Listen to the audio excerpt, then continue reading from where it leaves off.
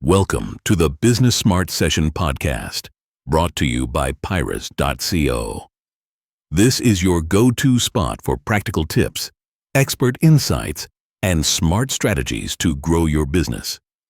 Whether you're a startup founder, a seasoned entrepreneur, or just business curious, there's something here for you. Let's dive in. Welcome back to the Deep Dive. Today, we're going to really dig into a topic that, well, a lot of businesses grapple with: keeping that sales pipeline consistently full.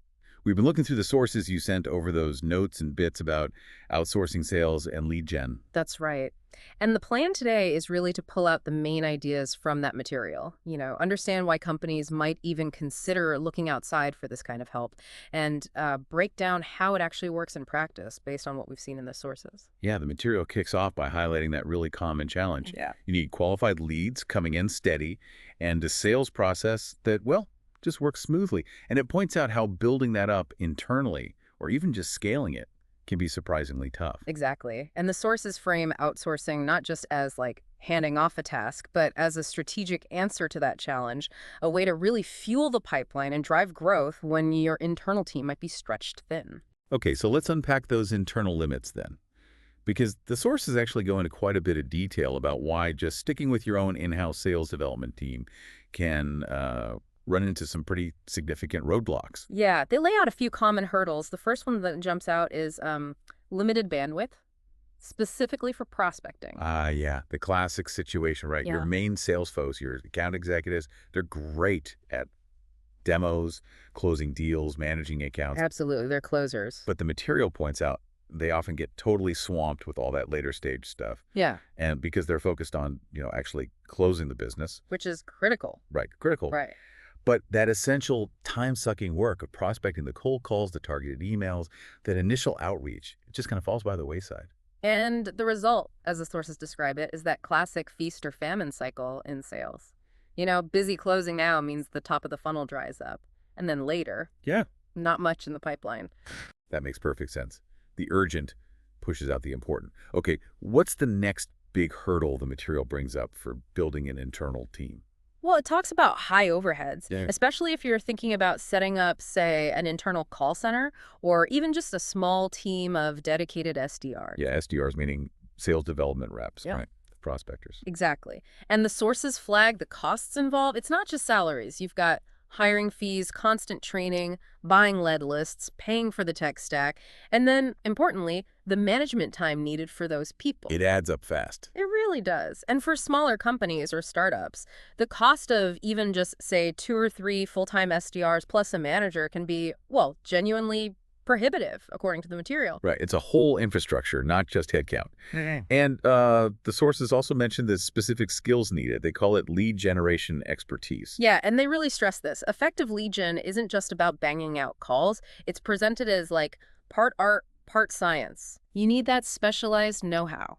Crafting good scripts, figuring out the best times to call, honing email sequences that actually get opened and clicked, knowing how to use the CRM and the sales engagement tools properly. Things that take time to learn. Exactly. And the sources warn that if you're building a team from scratch, you're facing a pretty significant period of trial and error to get all that right. So it's not just bodies, it's skilled bodies. Yeah.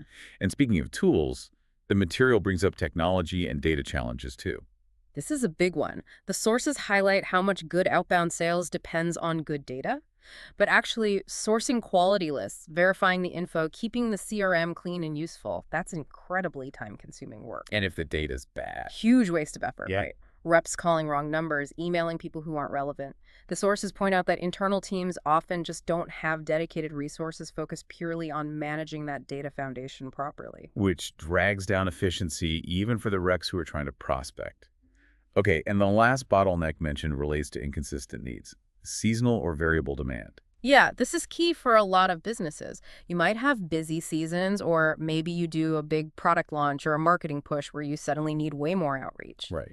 The sources make the point that hiring permanent staff just for those temporary surges, that creates problems down the line. You either end up with layoffs when things slow down, or you've got expensive people sitting idle. That lack of flexibility is a real constraint for purely internal teams. Okay, so summing that up. Yeah. It sounds like the sources argue the main problem with relying only on internal teams for that proactive lead gen is this mix of cost, the need for specific skills, the time crunch on existing reps, data hurdles, and inflexibility, all leading to an inconsistent pipeline. That seems to be the core argument presented for why businesses start looking at alternatives like outsourcing. Which brings us neatly to the solution explored in the material. Mm. This is where it gets interesting. How exactly can outsourcing step in? What kinds of services do the sources describe? They outline a few different models. The first one mentioned is appointment setting services. Okay, so these firms are like that first layer of outreach. What's their main job, according to the material? Basically, their goal is to make the initial contacts, the calls, the emails on your behalf, see if there's interest, and then actually schedule a qualified meeting or demo directly onto the calendar of your internal sales team. Ah, so they filter out the noise. Exactly. The key takeaway highlighted is that your expensive internal salespeople end up spending their time only talking to prospects who've already raised their hand and shown some level of interest. Warm leads. Got it. That makes sense. What about companies that rely heavily on phone sales? For them, the sources talk about telemarketing or telesales teams. These are described as outsourced call centers that are really built for high volume, potentially making hundreds of calls a day per rep. Wow, that's scale. Yeah, serious scale. They're trained on scripts, handling objections, and can just operate at a level that most companies, especially smaller ones, would find really difficult and costly to replicate internally. Definitely a big capacity boost there. And the material also says it's not just about cold calling, right?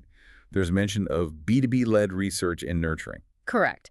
Outsourcing isn't always just about hitting the phones. The sources mention it can include things like detailed research digging online to build super targeted lists based on specific company profiles or job titles. Precision. Right. Like, And also running email campaigns like drip sequences to nurture prospects over time, following up with useful content, white papers, case studies, that sort of thing. The point made is that they handle those crucial top-of-funnel activities and can deliver leads that are further along the process, what the sources call MQLs or sequels, marketing qualified or sales qualified leads. Okay, so they can hand off leads at different stages of readiness, depending on what you actually need.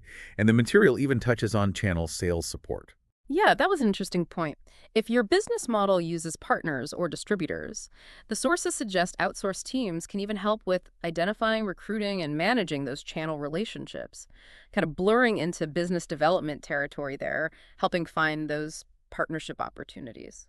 So it sounds like the material describes a whole spectrum of outsourcing options, from just booking meetings all the way to nurturing leads and even helping build partner channels.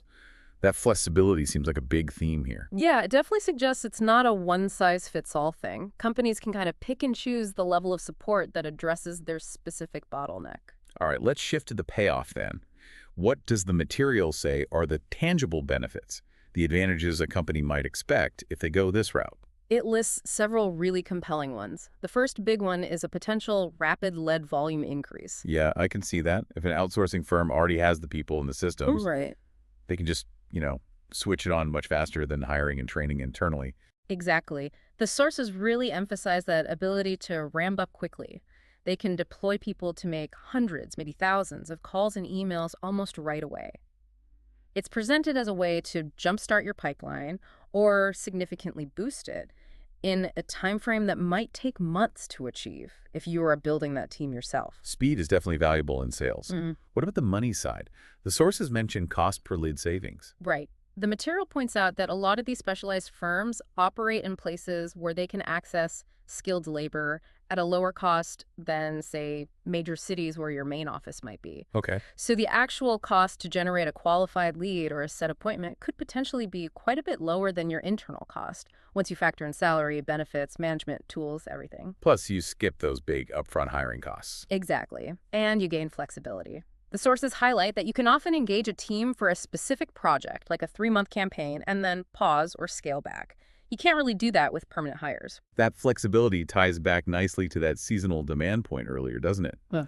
The material also talks about benefits around process and analytics. Yeah, this is important. Good providers, according to the sources, don't just bring people. They bring established methods, tested scripts, optimized workflows, frameworks they know work. They've done this before. Right. And they often leverage analytics heavily. Things like A/B testing different email subject lines or opening pitches to see what gets the best response. Then they can quickly double down on what's working. That can potentially lift conversion rates compared to an internal team maybe figuring things out as they go. Plus, they bring their own tech dialers, tracking tools, etc. So you're getting expertise, process, and tech rolled in. What about expanding your reach, finding new customers? Market expansion is listed as a key benefit. Say your company wants to target a new geographic area or a niche industry or maybe even a market that speaks a different language. Where your current team has no experience. Exactly. An outsourced team that already has experience, contacts, or language skills in that specific market can be incredibly valuable. The sources give the example of going international. A partner might have multilingual callers or understand the local business culture and have the right data already. That could save a ton of time and mistakes trying to break into a new market solo. Okay, and the last benefit one I'm sure resonates with managers. Reduce management load. Oh, definitely. Managing an SDR team, especially one focused on cold outreach, is a big job in itself. Daily check-ins, coaching, performance reviews, dealing with inevitable turnover. It takes a lot of time and energy. It does. The sources explain that by outsourcing this, you shift a large part of that day-to-day operational burden to the provider.